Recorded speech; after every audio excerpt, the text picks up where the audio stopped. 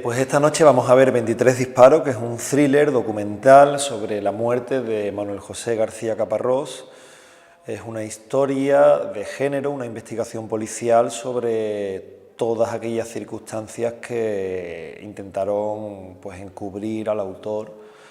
que 40 años después seguimos sin saber quién fue ese autor, ¿no? de la muerte de Manuel José.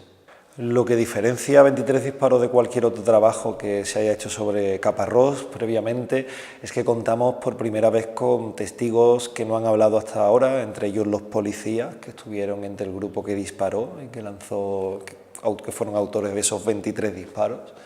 y que por primera vez se da una visión como de 360 grados, pasando de testigo a testigo, y que solo habla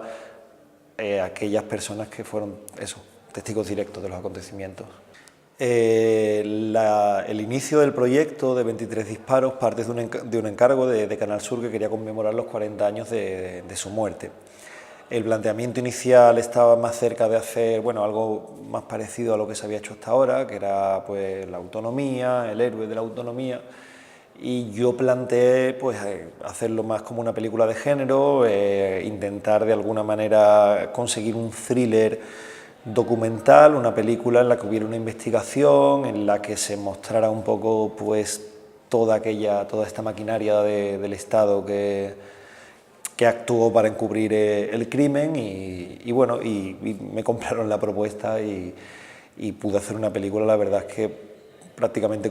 tal y como quise. Este documental creo que merece ser visto porque es un retrato de una época súper convulsa, que es la transición española, y es un retrato no desde las opiniones, desde el discurso, sino de cómo se vivía en la España de la época, cómo se trataba un crimen en la España de la época, cómo se trataba un cuerpo en un laboratorio forense, cómo un caso tan político como la muerte de un manifestante en un contexto de lucha por autonomía, como de pronto destapa todos los mecanismos políticos para encubrir al autor del disparo. El principal muro que nos encontramos a la hora de realizar el documental fue que los policías realmente quisieran hablar. Antes de conseguir estos testimonios tuvimos muchísimas negativas, llamadas, y nadie quería tocar el tema porque es un tema muy polémico y nadie quería remover eso 40 años después. Entonces lo más difícil fue, por un lado, que hablaran los policías, y por otro, pues poner esta historia en pie. Era una historia muy complicada, con versiones muy opuestas de los mismos hechos, e intentar pues no caer muy de un lado ni del otro, intentarse jugar un papel como documentalistas que tiende mucho más a escuchar a todo el mundo y a que el público saque sus propias conclusiones. Eso también fue un ejercicio muy complicado.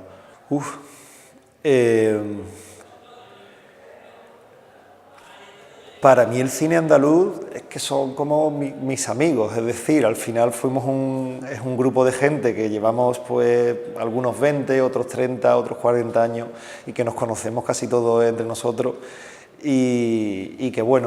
es andaluz porque se hace dentro de este contexto geográfico, pero en realidad es cine, por encima de cualquier otra cosa. O sea, se hacen películas de género, se hacen películas con temáticas andaluzas, y se hacen películas de terror, o sea, me gusta la etiqueta en cuanto que son gente que conozco y que admiro a muchos de ellos, pero el cine es cine, y contar historias, sea en Andalucía o en Zamora.